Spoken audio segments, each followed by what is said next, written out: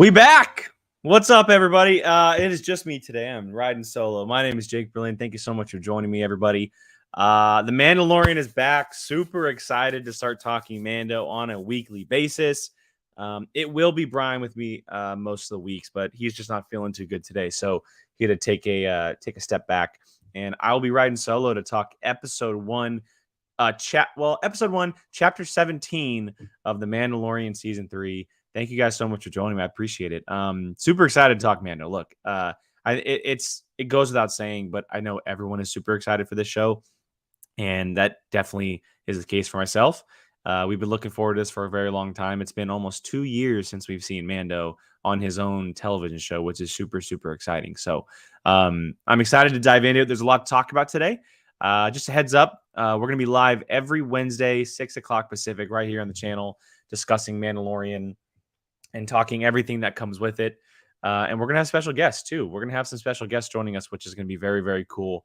We have a bunch of guests lined up throughout the entire season, and they agreed to come on the channel, which is super exciting. So I know Brian and I are very much looking forward to that. So, but let's dive into this, guys, because this is a big deal. Mando's back. We've had the Bad Batch, and that show's been doing great on Disney Plus, but we're back in live action Star Wars, and I'm super excited to do this and talk this. And this show is just, it picked up, right where it left off. And I just think it's fantastic. So, look, this episode started off in a big way. We open up with the armorer here, and I'm kind of going to go through the episode chronologically. It's kind of the best way to talk about it. And if you guys have any questions or comments, that way we can veer our conversation. I'd love for you guys to leave that in the chat. But, this episode starts off with the armor, and we see the Children of the Watch. And let me just text my wife real quick. Hold on a second. She just called me. Doing Mandalorian review. Call you in a bit. On the fly. I love it. Okay.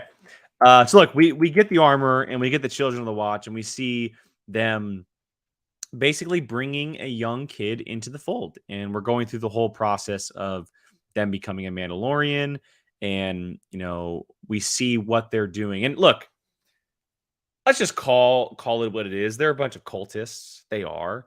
They operate in very cultist ways, and it's been through the first 2 seasons of the show, we've kind of seen these characters go in that direction, right? And it's mainly been obviously the armor and Paz Vizsla.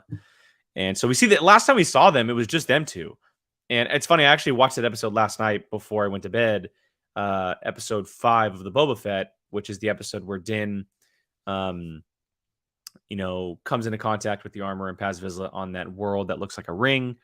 And they had kind of hashed it out, and Paz goes with a Darksaber, etc. So you guys know all that. But since then, they've grown in size immensely. Like, they have totally grown and become much stronger, and there's dozens of them now, all kinds of variations of Mandalorians, which I love to see. I love the colors and the different styles of helmets and armor, and even weapons. And so they're growing. And Gordon says it in the chat here, and I want to make sure I bring it up because this was a lot of people's thoughts as soon as they first saw it, before things kind of just started to get revealed. It very much was set up to be almost like that was Din as a child. Before you kind of like put the picture together a little bit, and then you obviously saw Din come in just a little while, it very much looked like Din as a kid.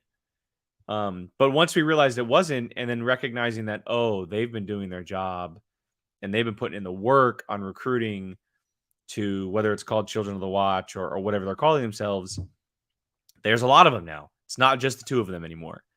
And yeah, so we see this sequence of them bathing a child to become a child of the Watch. And then out of nowhere, the gigantic sea alligator pops up, and I'm going to call it a Zillow alligator because that thing had a rock hard shell on its back. It was monstrous. It looked like something out of like Godzilla or King Kong. Starts attacking. We get some incredible action scenes in this episode. And this is one of them. Like, what a way to start the episode off, right? Like, you obviously want to be brought back into this world very quickly. and you want to see, like, of course, we want to see characters and storylines, but you also want to see some cool action. And I thought it was a great way to do it. You know, we get to see the armor in action. We get to see Paz Vizsla. We get to see the rest of the Mandalorians around them in action. And it was very cool. I thought it was very cool. And eventually, after learning that their weapons are just not going to cut it against this thing, out of nowhere, we get the official nod that this is not a flashback. Din comes flying in with an N1 starfighter and blows the thing to bits. I love it. Seeing that thing in action is so incredible. We're going to get to that a little bit later in the episode, but seeing the N1 starfighter in action, just a bit up against a beast like that with, the abilities that it has and the power that it has is pretty fantastic. So yeah, Din essentially comes and saves the day.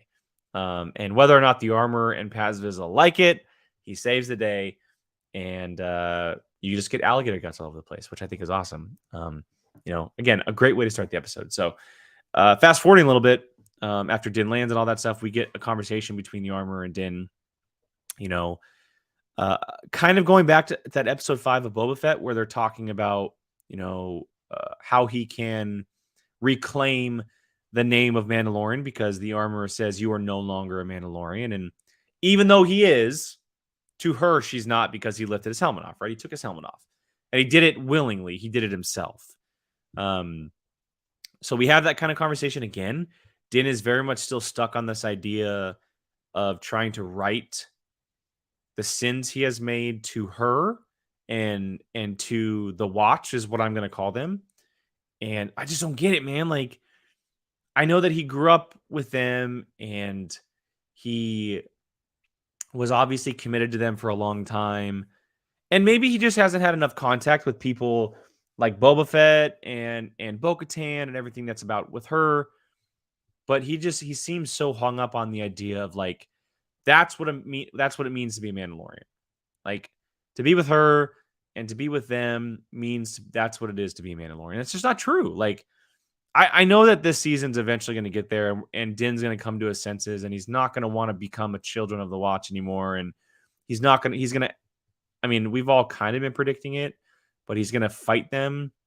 Like, that's what's going to become the enemy, is the armor and Paz Vizsla and what they're building. But he doesn't know that right now. And it seems like it's just been forever. He's still hung up on that idea. And so he just basically says to her, hey, what do I have to do? You have to bathe in the waters below Mandalore. And she tells him, oh, well, they're buried. And he's like, well, I'm going to go. And she responds with, this is the way. So she basically said, hey, if you do this, you're back. And he's like, okay, I'm going to go do this. Like, this is what I'm going to go do. I'm going to go to Mandalore. I'm going to bathe in the water. I'm going to try to get my name back and become part of this Mandalorian culture again, as far as the armorer side and everything. He's going to try to become a cultist again. He doesn't recognize it, but he's going to try to become a cultist again. But I mean, look, it creates great storylines. It creates really, really good character development and plot points, which totally makes sense. I get it. But eventually he's going to recognize that it's not a good thing. And so I'm very much looking forward to that day, because, like I just said, we've all been saying it for a long time. He is 100% going to recognize at some point that they are the enemy, and they're going to duke it out. Like, it's going to be Din versus Paz, or Din versus the Armorer. And what I fully believe is that Bo-Katan and whatever other Mandalorians are going to be on his side, fighting alongside them. So I'm very curious. I mean, who knows? Maybe he does bathe in the waters of Mandalore, and he rejoins that tribe. And then halfway through the season, something happens where he, denounces the tribe. I don't know. I mean, it's very possible. I just don't see a world where they're on the same side. And I don't know how you guys feel about that, but it seems clear as day to me. And a lot of us have had this conversation over the past year or two, many, many times. But it seems clear as day to me that the armor is going to be Din's main antagonist by the end of it. Like, not like the big bad, quote unquote, but that's who he's going to be fighting. He has small fights here and there with some characters or in his own head, his own beliefs. But I fully believe that the armor is going to become the main antagonist, whether it's in the next few episodes or by the end of the season. And she's growing her tribe, and she's growing what that culture, or that side of the culture, I should say, believes in, and it's obviously not good. So I'm very curious on where that goes, how fast we get there, because by the end of this episode, it very much looks like next episode we're going to be seeing Din do that. So it could happen very soon. It could happen very, very soon, which I'm looking forward to. But moving past the opening sequence of Din, shooting the alligator beast and then talking to the armorer, the next part of this episode is the part that blew my mind, and I'm sure blew everybody else's mind across the world. Purgils. Spoilers. We saw Purgils in live action. Now, we didn't get to see them up close and personal. They were just shadows. But we see Din and Grogu in hyperspace in the N1 Starfighter headed to Navarro. And at first, it just looks like a normal hyperspace run. Grogu's in his little nest up top. And then we get this shot of him looking, and we pan over, and there's Purgils traveling in hyperspace alongside of them. Freaking fantastic. I don't want to cuss, but like, what a beautiful, beautiful way to bring them into the fold in live action. And this obviously has major implications on a show that's coming later this year in Ahsoka, which we can talk about here in just a little bit. But I never thought, and this goes back to watching Star Wars Rebels, as it was coming out. And some of you may remember this, but when Star Wars Rebels came out and they did what at the time they called them space whales, which they still do, space whales, Purgils, everyone thought it was an absolute joke. Everyone thought it was the most ridiculous thing, putting space whales and them traveling in hyperspace and all of this stuff. I remember like very vividly how all of that was reacted to. And then you fast forward to the series finale, of Star Wars Rebels, and how they were brought back into the fold, how they saved what, could have ended up being called the galaxy, but at the time was Lothal against the rebel cell of Hera, Sabine, Ezra, etc. Ezra has this connection to them, and the Purgils saved them in Rebels and took Ezra and Thrawn away. We've always had these conversations of, well, Thrawn and Ezra are off somewhere in wild space, some random planet that we have no idea about, living their lives right now. The reason because of that is because of the Purgils. Like, that's why. And if you don't remember that scene, or if you've never seen that scene, I highly recommend, you can probably type into YouTube, like Star Wars Rebels finale, Ezra and Thrawn, or Space Whale, like Star Wars Rebels, Purgils / Space Whales, or whatever. So they became an incredible amount of importance past that very first episode that we ever saw them. And we knew eventually that we were going to see them, because if they tell the story of Thrawn and Ezra, they're going to come up at some point. But never did I think that they were going to show up in The Mandalorian within 10 minutes of the first episode. Like, it was pretty fantastic. And again, like, what a great little Easter egg heading into Ahsoka. It was the perfect tease. Like, you didn't need to show them fully. You didn't need to show like a one up close and personal or anything. Just show that they're traveling in hyperspace. And again, also, like, what a better way to show them than with Grogu, who most people probably would look at that and be like, oh, okay, whatever. But Grogu, his eyes are still so wide open to things around him, right? He's a young child. He's experiencing so many things for the first time, and this being one of them. It's perfect to put that through his eyes. And so I applaud them for doing that. It's a very brave and bold move, but I think it was the perfect scenario. And I've mentioned it twice, but it's going to perfectly tie in and set up what everything is going to be coming with Ahsoka. Ahsoka is going to be dealing with all that stuff. And so I think it was just awesome to use, and what a great time to do it. So I applaud them again on doing that. So look, we fast forward from that. We end up on Navarro, and Din meets up with Grief Karga, looking fly as ever. This dude looks better and better every time we see him. And Navarro itself is looking better and better every time we see it.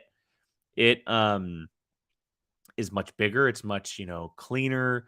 It's growing in size. It's becoming much more of a port rather than just like a town. And that's noted in the episode, right? They're they're one of the biggest trade outposts that isn't connected to a government. And that's all because of what Grief Karga has done. Just quickly here, because not a lot of people have talked about it, or at least from what I have seen. But we did get the brief mention of Cara Dune, that she was recruited by special forces, which leads me to believe that she's just working for the New Republic, which, makes sense. It totally makes sense. The New Republic's kicking strong. They need fighters. They're trying to build out and restore the galaxy after everything that happened with the Empire. And, she fought during those wars, and it would make sense for her to return to that. So, I know a lot of people are talking about that they were going to kill her off screen or anything like that, but I thought it made a lot of sense to just say, hey, she got recruited by special forces. She was really good, and she went and did that. And nobody's going to bat an eye at that, right? That, to me, this is just like, she'd never come back. And look, it leaves open the possibility that she could come back, but I don't think we'll ever see the character again. She's not needed anymore. I think the world has been opened up so much with the Mandalorian since she was introduced. I don't think she's needed as much as she was originally needed. So I think it was a great way to just kind of, push her to the side. Her story's been told, and now we're moving on. Andy, yes, when we meet Grief Karga, that was one of the first things I noticed, and I was looking at them the entire time. He's got 2 little droids holding his cape. Fantastic. Absolutely fantastic. That is such a Grief Karga / Carl Weathers move. I love it so much. Everyone's been saying it online, so I'm going to take it from him, but his drip, he keeps getting drippier over the times we see him, and it's bigger and better than ever this time around. So I love it. I think Carl Weathers is such like an absolute treat in this show. He's so good at this character, and I love that they continue to use him. And I love the role they've given him, right? He's a high magistrate, which I love that. They call him a magistrate. He's like, no, high magistrate. It's just a perfect role for that character. I think it's great. And I love their relationship. I love Grief and Din's relationship because it's grown over the number of years, and they've been through some ish together, obviously. Like they've fought and they've battled and they've surrendered and they've done all kinds of things together. So he's definitely one of Din's good friends in the galaxy. And I'm sure if Din ever came calling, Grief would 100% help him. So, yeah, and we see Grief, offer him up some land and, letting him settle down. But obviously Din's got other plans. He's got to do some things, and Darksaber Mandalorian related. Just quick side note here. We got that awesome clip scene that they released about maybe 2 weeks ago, of Grogu using the Force, flipping his chair around and grabbing some space Skittles. I thought it was great. Even in the scene, even though we've seen it, it was great to see it still. I thought it was fantastic. So that moment was definitely special. But yeah, the whole goal of why Din is there is to get IG-11, which I thought was such a cool way to bring the character back into the fold. Because if you watch the episode and you watch the previously on before the episode aired, they showed the scene where IG-11 died in the lava, self-destructing, etc. And my immediate thought was, oh, that's interesting. Like, okay, why? I don't know why you would show that, but that's interesting. And then fast forward, and there's a reason. Like, they try to revive him. Din tells Grief's like, hey, I need one thing from you. I need IG-11's body. And it wasn't the full body. It was just basically the upper half. And I actually there's IG-11 right there. And it was just, if I can get my finger right, it was just his upper half. I can't get my finger right. I'm sorry, guys. There we go. And Din goes to work on him, gets some wires right, crosses some T's, dots some I's, and IG-11 reverts back to his original commands. And he tries to hunt Grogu. So he sees Grogu. He's like, I need that thing. They try to shoot him. Obviously, IG-11 is very powerful. I haven't seen anybody talk about this, but that little football toss that Din did with Grogu to Grief, I thought was hilarious. Like, what a moment. Like, just on the fly thinking, right? Like, oh, IG-11's coming for me. I'm tossing Grogu to the side. Grief, no Butterfingers here. You got to catch the dude. I thought it was great. And I thought it was even better that Grief's droid saved the day by pushing over a statue of himself. Mind you, the statue wasn't in like a hallway or a great room. The statue of Grief of himself was in his own office, which I thought was just hilarious. Like, it wasn't in the lobby or anything. It was just in his own office for him to look at, which is a great touch for Grief. So I'm all for it. But this moment leads to obviously the cool moment of Grief offering help to get IG-11 fixed from some droid builders mechanics who, since Navarro has grown so much and become a huge, trade outpost and port in the galaxy, it's attracted many people to come there, operate there, work there, live there, etc. And as Grief says, it's attracted many of the best droid mechanics in the galaxy. Mr. Babu Frick and his buddies. I love it. Like we saw him in the trailer, and we never really knew why he was going to be there or how he was going to be there or when. But what a great little storyline to throw him in there, and his buddies. Excuse me. Like, I'm not trying to throw his buddies out, but I just don't know their names. But Babu Frick comes into the fold, and obviously in the Rise of Skywalker, we saw him working on 3PO and fixing up 3PO and adding some things to 3PO that we needed and unlocking some things to 3PO that we needed. So he was very skilled in that aspect of Star Wars. And so if you're going to send a droid to someone and you have the access to send them, take him to Babu Frick. And what a great, again, a perfect Star Wars scene in my mind. All right. They're very small. They're little creatures. They obviously don't need a regular size house. Okay. They have a small window of a door. Din crawls through. We don't see him crawl through, but he crawls through. And he's sitting cross-legged, just sitting there. I love it. I love it so much. He's in this tiny little house. It reminds me of Luke in Yoda's hut in Empire and Return of the Jedi. How it was just a small little building and a human-sized person wouldn't operate well in there. Very similar, right? Like Din's sitting cross-legged and everything. I thought it was perfect. And I love when Grief was chiming in, translating. And look, I get it, translating, but Din's been everywhere. He probably knows what's happening. It was just funny to see that happening as he's kneeling down and yelling it through the window. But yeah, Andy mentions it in the chat. Grogu trying to snack up on Babu and his buddies.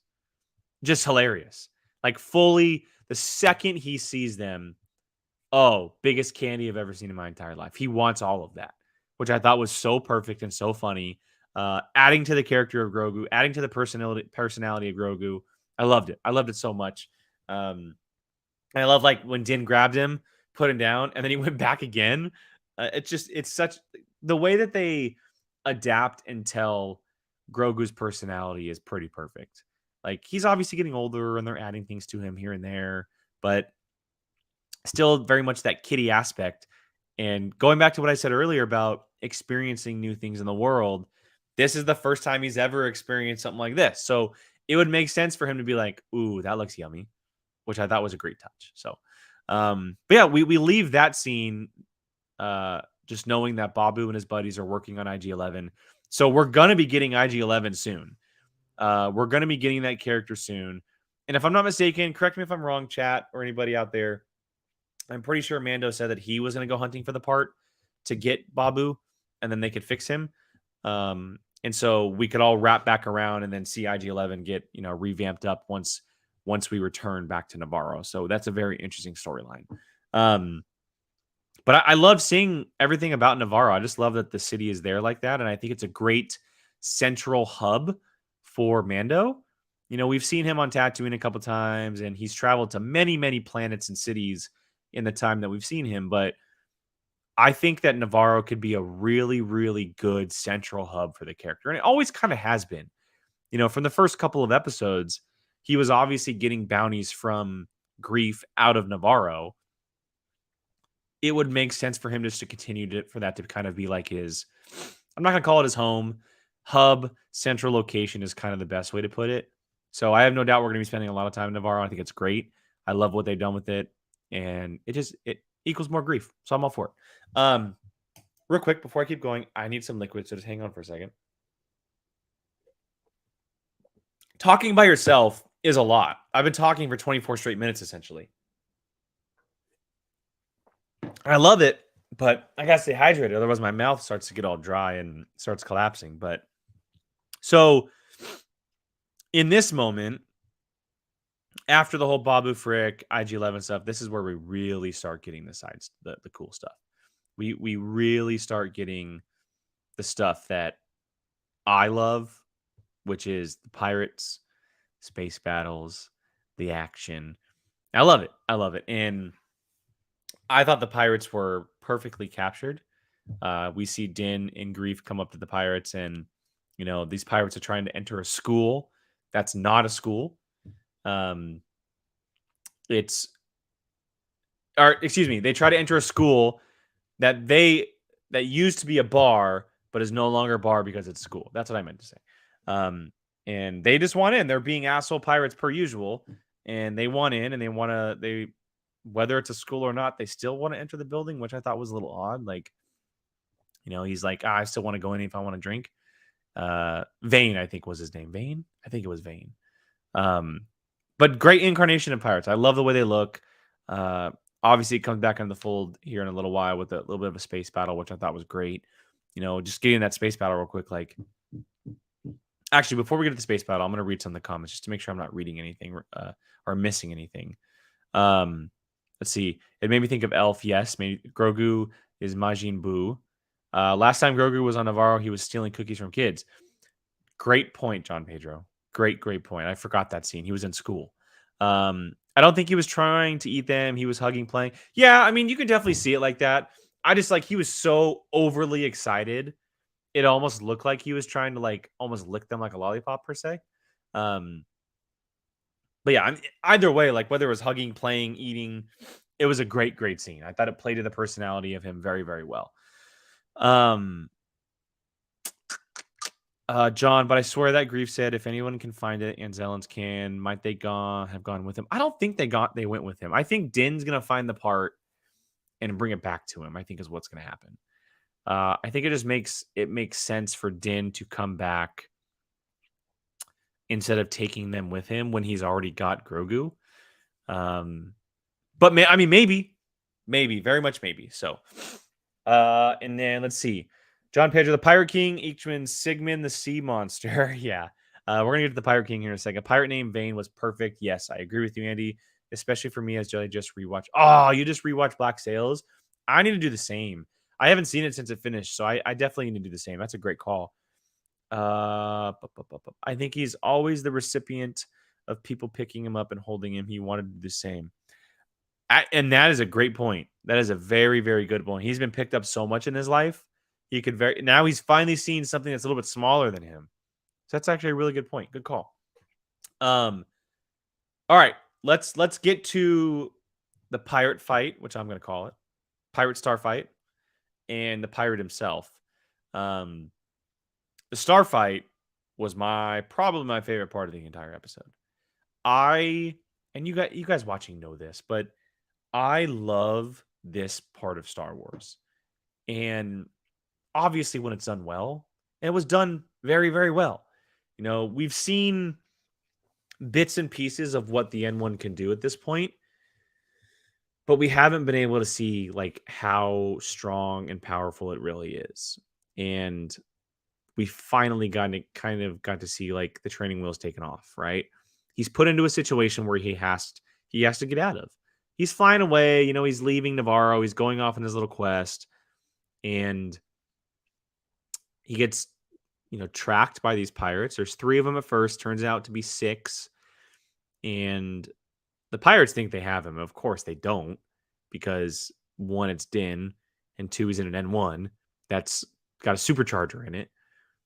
But we get this incredible sequence of him doing this star fight where he's not only just dodging and maneuvering and using the skills he has as a flyer, but there's those 2 quick moments of him realizing he can use the asteroids as not just shields, but almost co-pilots, where he sits behind an asteroid, pops out, and then sits behind another asteroid, pops out, and so forth. And I was watching Star Wars Explained earlier, and someone mentioned this on the stream. It might have been Alex, maybe it was Molly, but they said it very much felt like Batman coming out of the shadows, doing his business and falling back into the shadows, which I thought was great. It was a great comparison to what Din was kind of doing. And I thought it was just a really, really cool addition to Din as a pilot. Because look, we've seen him as a pilot with the Razor Crest before, but the Razor Crest is very big. It's very clunky. You know, it's a huge ship, and he's able to do a lot with it, but he's not able to do what he can with the N1, what he was in the Razor Crest. The N1 has way more capabilities than the Razor Crest does. And so we're now being able to see how skilled he is as an actual pilot. You know, he's got to use the guns, and he's got to use the ship's maneuverability, and he's got to use the speed. And I just think it was fantastic. I thought it was great. The music in that scene as well was just killer. And I just loved how it almost felt like Din was toying with them, even though he was being the one chased a few times. He was the one that was kind of toying with them because obviously he's better. Like, there's no question he's better. He's freaking Din Djarin. So yeah, he kills 5 of the 6, and then we see him chasing down Vane, and Vane eventually gets to the mothership, and we see. And please, chat, I need to know the Pirate King's name. I'm forgetting the Pirate King's name, so please let me know. But the guns on the main ship point at Din. He's kind of caught in the crossfire a little bit, and the Pirate King comes up and basically says, you know, fold, I got you. And of course, Din's gonna hit the nos and fly right off. But let's talk about the Pirate King for a little bit. I mean, I've seen a couple people online talking about the look of him and how interesting the character looked. I loved it. I loved it so much. I loved how obviously practical it looked, not prosthetic. Practical it was. Pirate King Gorian Shard, thank you. The One True King. Thank you, Mandy. I love the look of this character so much. And I don't believe it's something that we've ever seen before. I could be wrong. But I'm pretty sure it's a brand new species. And I love when Star Wars does this. I love when Star Wars kind of just like, you know, they don't reuse a Trandoshan or a Wookiee or, I mean, they do in moments, but there are so many worlds out there that we've never seen. I love when they just put a random species that's a brand new look that we've never seen before in a story. I think it's perfect. I think it's great. And so I'm all for it. I love that, like, the weeds are just kind of flopping around and as he's walking, and he's got a cane. He's obviously a little hunched over. I love it. I love it so much. And there was even like a warthog boar looking thing in the background, which I thought was very interesting. And I definitely think that that character is coming back into the fold. Like, there's no way that, one, you introduce that character like that, 2, create practical effects for a character like that, and 3, design a badass ship like that if you're not bringing that character back into the fold. So I could see Din going up against the Pirates a little bit. I have a feeling, I know many people have probably talked about this online, but you know, we had that moment of Grief talking about how he wanted a marshal for the city, right? And he wanted someone to protect them. He offered Din the job. And he talked about how they're one of the biggest trade ports that's not connected to a government.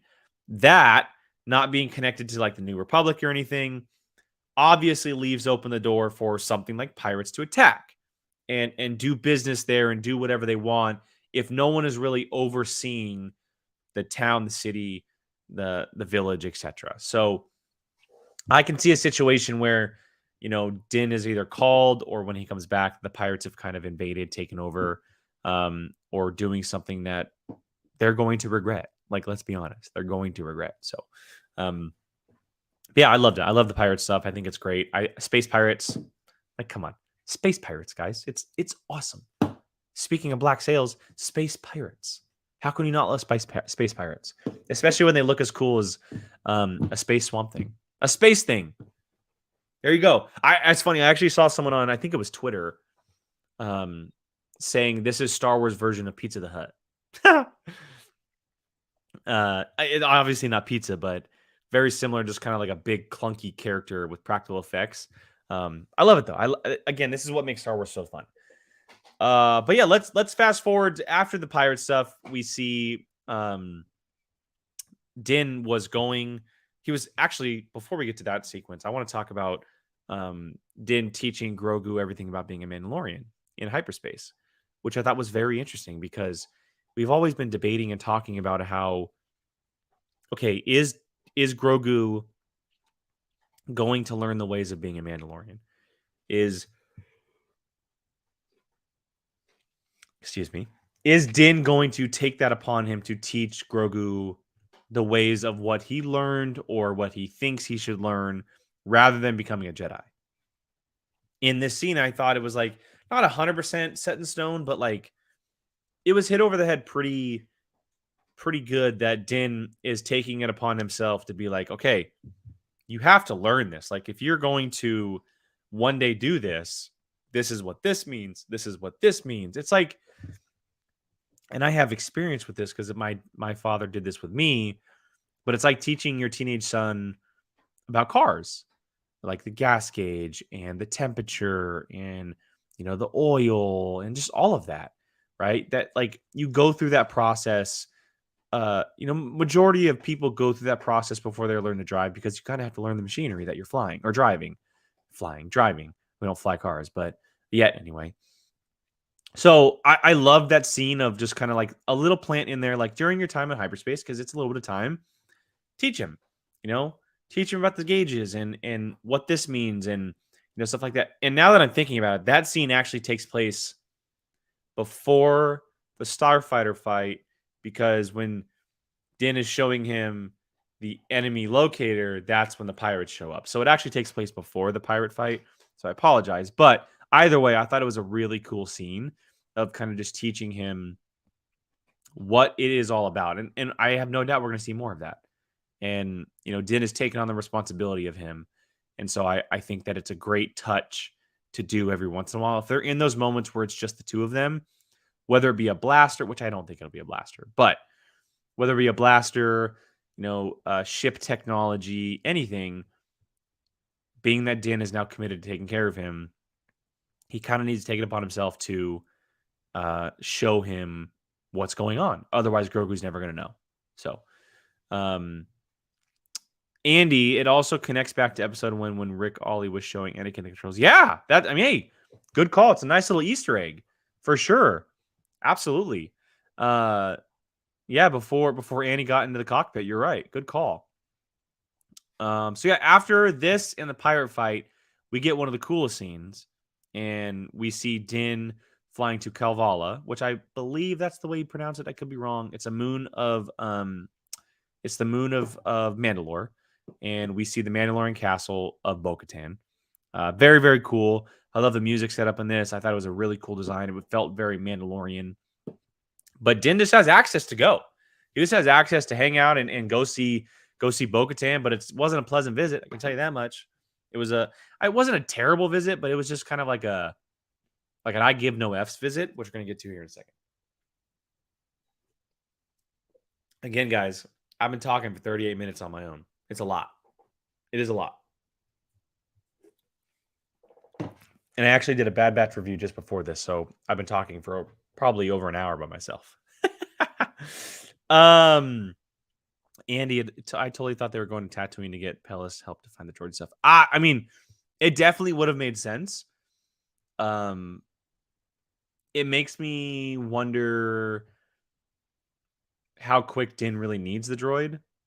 Like, he obviously wants a buddy and he wants help, but the Mandalorian stuff seems to take a little bit more precedence than possibly IG-11. I could be wrong. But yeah, look, getting to the scene, we get to Kalvala and we see Bo-Katan for the first time. And she's sitting all cross-legged up on her throne, or just a chair, I should say. Not technically a throne. Maybe a throne. But it is a castle, so it should have a throne. And she basically just reveals that after season 2, the finale where Din kept the Darksaber, Bo-Katan could not take it because she didn't win it in battle. She didn't challenge Din. After that moment, after they got Moff Gideon's ship, that all of her people basically left. That they just didn't believe in her anymore. That she couldn't lead because she doesn't have the Darksaber. That someone else who is not connected to the Mandalorian culture has the Darksaber. And we learned that, people that we've met through Bo-Katan have, picked up and left, and they're, basically living the mercenary life on that ship, doing jobs, doing things. Maybe it was a planet, Gordon, but I could have swore it was one of the 2 moons, at least the 2 moons of Mandalore. I could be wrong, because I know that Mandalore has at least 2 moons. But I could be wrong. But yeah, look, we know that characters like Koska Reeves and others, they just didn't believe in Bo-Katan anymore, and they're gone, and they're off living their life. So Bo-Katan's alone. It's a planet, not a moon. Thank you. Say thank you for the confirmation. Thank you, I appreciate it. So Kalvala is just in. I'm pretty sure we talked about this on POV this week, but it's obviously the home of Satine and Bo-Katan, which would make sense, and so it wouldn't technically make it a moon. So thank you for the confirmation, guys. But yeah, I mean, it was interesting because look, the beginning of the episode, we see Din basically pleading to come back to be with the Armorer and be a part of her group. But in this moment, Din's telling Bo-Katan, I want to join your quest. Like, what are we doing? What's the deal? I'm a part of it. If you need me, you got me. And Bo-Katan says, there's no more quest. It's over. I lost the Darksaber. I lost the trust and the belief of the people that followed me. There's no more of that. And it makes sense as to why, for majority of the trailers and stuff, we saw her alone and Bo-Katan with just Din, etc. I obviously think that's going to change. I think that we're going to see a lot of Mandalorians in this season. We saw it in trailers. There's a lot of stuff happening. But I thought it was a great way to introduce her. And she's obviously very sour and depressed. It's kind of that moment of like, think of it as like just losing a job interview, like one you're really looking forward to, and going home and sitting on the couch and just not moving and just sulking and not being happy and being a little sourpuss. And I loved every second of it. I thought Katie Sackhoff did it perfectly. I think she plays this character so well. I love Bo-Katan so much. I love this character so much. I'm so happy she's in this series and being used to the full extent. I think that she's such a rich character that has such an interesting outlook on everything. And so to pair her with someone like Din Djarin, who knows nothing of the Mandalorian culture, really, I think is a great, great choice. So super, super happy they're going in this direction. I think it obviously teases the conflict in the whole episode, right? It sets up multiple things. It sets up the conflict with the Armorer. Not as much as it sets up the conflict with Bo-Katan, because Bo-Katan wants that Darksaber. She wants that Darksaber. And I think that, at some point in this season, we're going to see the two go at it. But it's going to be to a point where they go at it and then they become allies. I think that at some point in the season, Din and Bo are going to be like this. They're going to be tight brother and sister in arms. They're going to be fighting for the same goal, the same morals, the same culture, everything. I think Bo is going to take it upon herself once she realizes that Din is kind of the future, that the ways that she's fighting for aren't going to work just as much as the Armorers are, because they're old ways that have not worked in the past. That what they did in the past has never worked. It's fallen apart. They've lost things. I think she's going to see something in Din that says, oh, there is a new way of doing this, and he is the way. Like, he is the way. Not this is the way. He is the way. So I think eventually they're going to get to a point where they are brother and sister in arms, and that it's going to be Bo and Din together. And I can't wait for that moment. I want to see them on the same side, fighting for the same goals together. I don't want to see them where they're doing a mission together, but they're still fighting for different things. I want to see them doing a mission together where they're fighting for the same thing. And I think we will get there eventually, because like I said at the top of the episode, I think the end game of all of this is the Armorer being the true villain. And I think it's going to be the Armorer, Paz, them versus Din, Bo, and whatever Mandalorians come to fight with them. So I think it sets up an incredible conflict that happens at some point in the season, probably the finale or towards the finale. I definitely agree with Gordon. I think for people that don't really recognize it, I think that, um, you know, they're setting Bo up to they're making it feel like Bo is going to fight Din and not fight for the good things, kind of like be an antagonist, not so much an antagonist, but to that point. But to me, it's almost clear as day as like there can't be three sides anymore. There can't be three sides of Mandalorians that we've seen for decades and decades of storytelling where, there's this clan, there's this clan, there's this. It just hasn't worked. It worked for a while, but it hasn't worked. Mandalore needs to be united. And Bo was a part of the problem in that she was uniting her section, like her people and the people that she wanted on her side. But because it never worked, I think eventually we're going to get to a point where she realizes none of that's going to work anymore. And they have to find a new way of thinking. And it's going to be what Din's way of thinking is. I 100% believe that that's what's going to happen. I don't know if we're going to get to the point where Din is what is called Mandalore, the true ruler of the Mandalorians, but it could get there. I don't see Bo on the throne at the end. I don't. Like, we've been down that road. It never worked.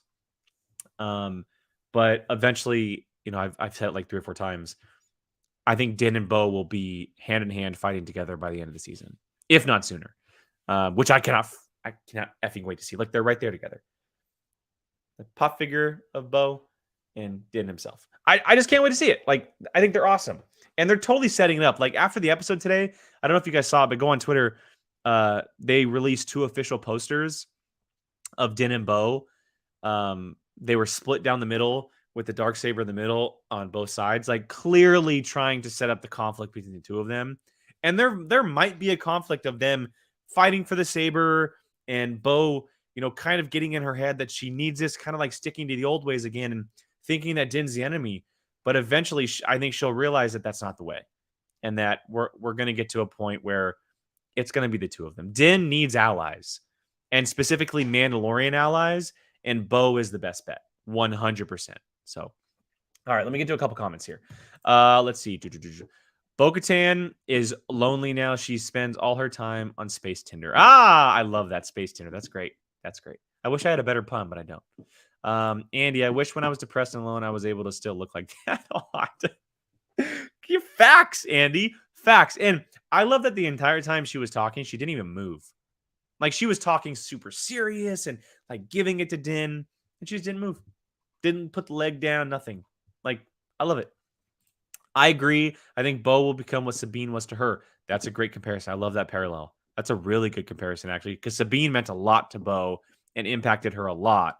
That's that. I love that. I love that.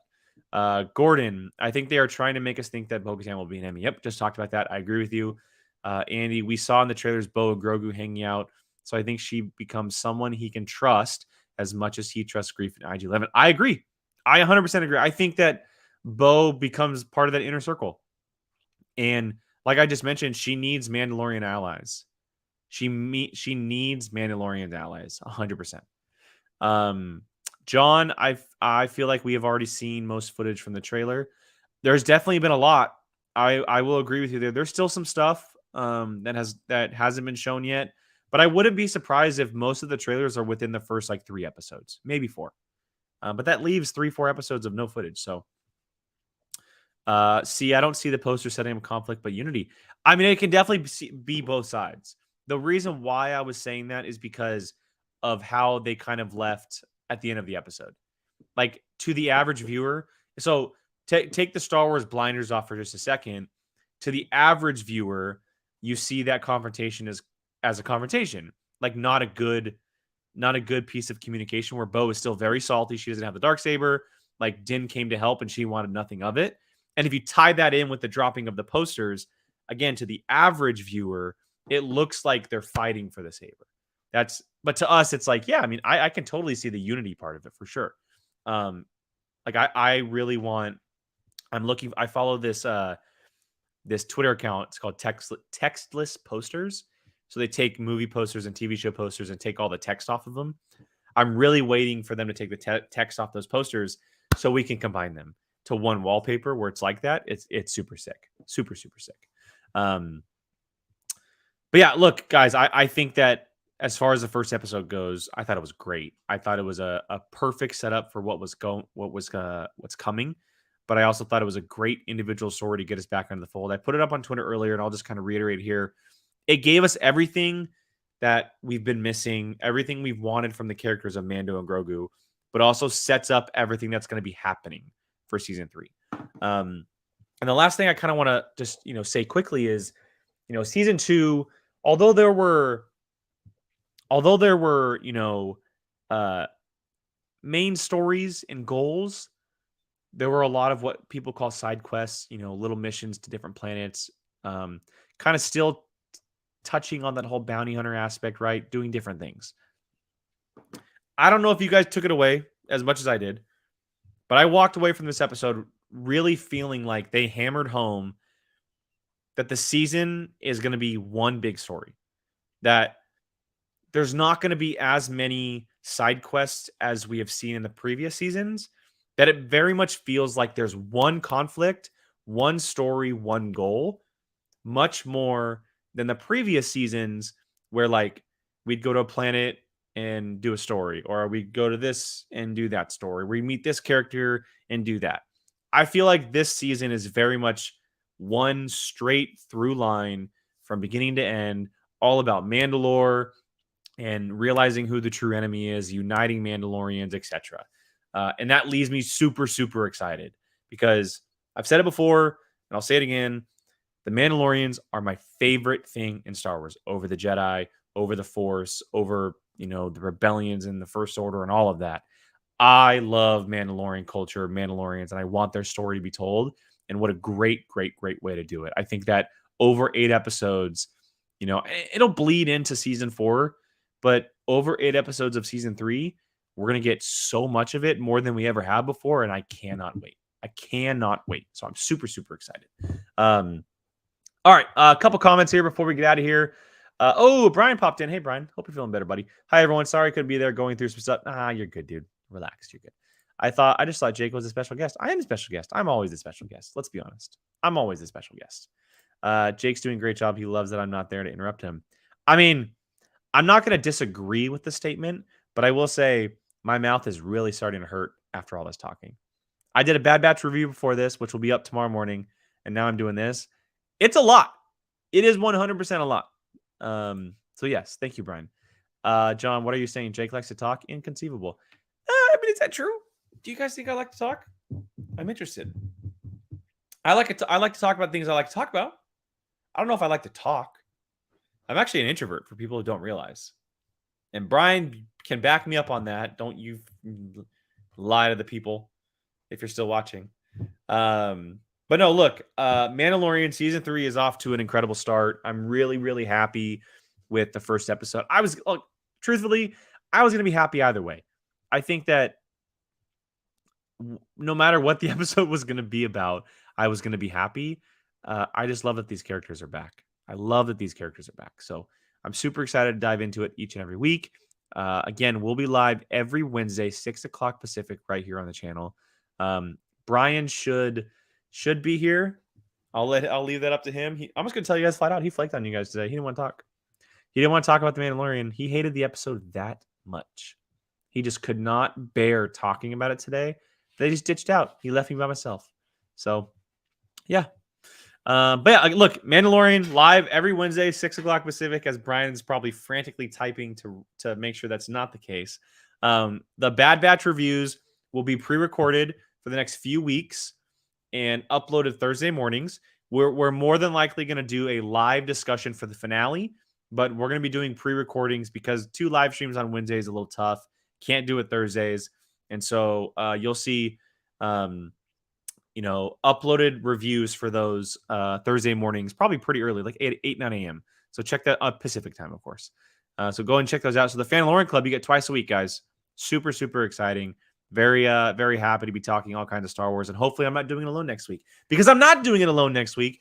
Guaranteed for a fact, if Brian is not here, I will have a guest with me. And I have none other than Amaru Moses joining next week He will be joining us from Bite Size Breakdown as well as the movie Trivia Schmodown. He will be with myself and hopefully Brian to break down episode 2, chapter 18 of season 3, Wednesday live, 6 o'clock Pacific next week. Super excited to talk Star Wars with Amaru. He'll be on next week. I'm really, really happy to get him involved. And again, we're going to have a lot of cool guests on this season talking Star Wars. Some people you recognize, maybe some people you don't recognize. Really, really excited. So make sure you're tuning in every single week here on the Fandalorian Club to join us. So real quick, before we get out of here, I'll reveal Brian's favorite part. His favorite part was when them said, "See you later" to Cara Dune. Yeah, hey, I'm sure that was a lot of favorite parts for you, Brian. So thank you for putting that in the chat. I appreciate it to everyone else in here. Really, really appreciate you guys hanging in there with me for this whole hour. That was a lot of fun. It was a lot of fun. It's fun talking, nonstop about things, but I also like having a co-host. So Brian, get better, feel better, and we'll get you next week on here. Super excited to talk Fando with you, man. So look, schedule for Apocalypse. Fandalorian Club live on Wednesdays. Bad Batch release on Thursday mornings. Sundays for the next 2 weeks. The Last of Us reviews after the episodes. And then Tuesdays we have Apocalypse Now, which is our weekly live hangout show. So make sure you're tuning in. Subscribe if you have not already. Hit that like button so people can see that. And then leave your thoughts in the comments below if you're watching back on the playback. I want to hear from you guys. I will comment back. I'll start a conversation with you guys, but I would love to hear you guys' thoughts on episode 1 of season 3. So go ahead and head down there and leave your thoughts. So again, thank you to everyone who's been watching. We really, really appreciate it. Have a great rest of your week, and may the Force be with you. Bye, guys.